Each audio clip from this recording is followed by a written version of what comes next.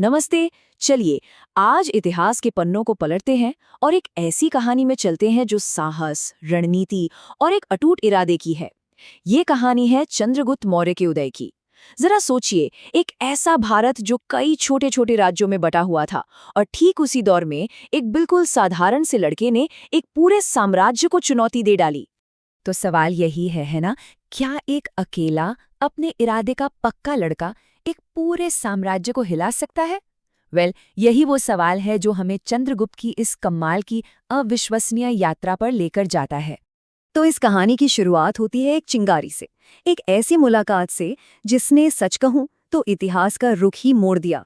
अच्छा, अब कहानी के दो मेन किरदारों को देखिए। एक तरफ है मगध का ताकतवर लेकिन उतना ही घमंडी राजा धनानंद, और दूसरी तरफ एक गरीब पर बहुत तेज दिमाग वाला लड़का चंद्रगुप्त।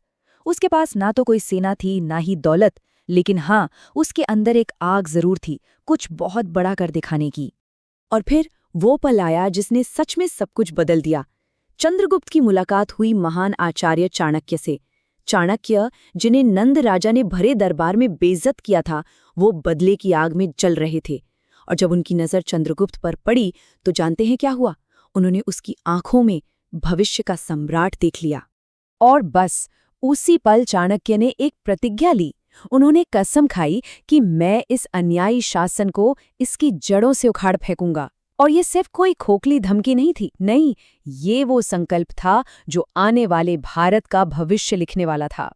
तो एक सम्राट की वो चिंगारी तो मिल चुकी थी, लेकिन अब वक्त था उसे एक योद्धा के रूप में गढ़ने का, तराशने का। आचार्य चाणक्य ने चंद्रगुप्त को तराशना शुरू कर दिया। उसे सिर्फ युद्ध कला ही नहीं सिखाई, बल्कि राजनीति की हर चाल, कूटनीति की हर बारीकी भी समझाई। उसे जंगलों की मुश्किल से मुश्किल परिस्थितियों में डाला गया ताकि वो किसी भी चुनौती के लिए फौलाद की तरह तैयार हो सके। और धीरे धीरे वो साधारण सा लड़का एक महान योद्धा में बदल रहा था।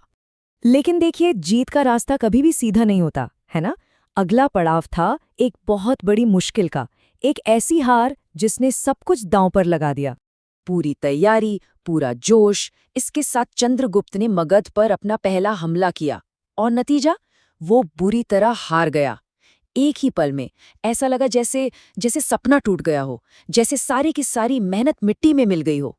लेकिन यहीं पर एक महान गुरु की असली पहचान होती है। जब चंद्रगुप्त पूरी तरह टूट चुका था, तब चाणक्य ने उसे समझाया।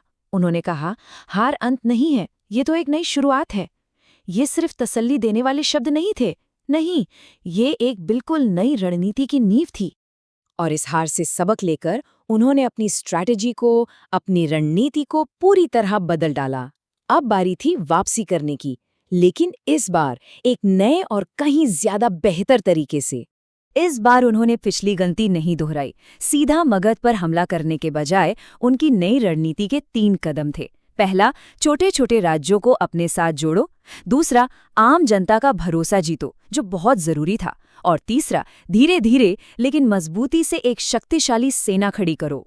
सालों की तैयारी, कई गठबंधन और लोगों के भरोसे के बाद आखिरकार वो दिन आ ही गया।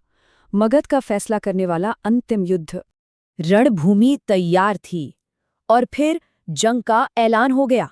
चारों तरफ तलवारों की टनटनाहट, घोड़ों के टापों से कांपती हुई धरती और हवा में गूंजती योद्धाओं की ललकार। ये एक भयंकर, बहुत ही भयंकर युद्ध था जो इतिहास को हमेशा हमेशा के लिए बदलने वाला था। और आखिरकार एक लंबे और मुश्किल संघर्ष के बाद चंद्रगुप्त ने उस अहंकारी धनानंद को हरा दिया। अन्याय का अंत हो चुका था।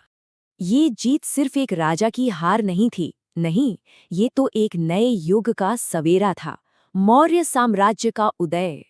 चंद्रगुप्त मौर्य अब मगध का सम्राट था और उसने एक बहुत बड़े, एक विशाल और एकजुट साम्राज्य की नींव रखी, जिसे हम मौर्य साम्राज्य के नाम से जानते हैं।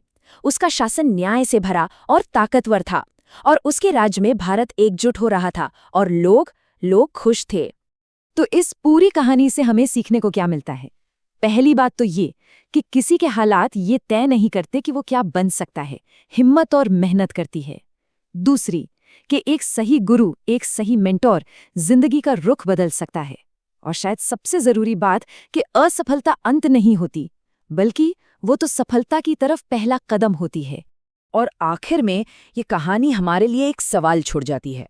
सोचिए, एक गुरु और एक शिष्य, ये दोनों मिलकर सच में क्या-क्या बदल सकते हैं। चंद्रगुप्त और चाणक्य की कहानी इसका जवाब देती है। वो मिलकर एक पूरा का पूरा साम्राज्य खड़ा कर सकते हैं।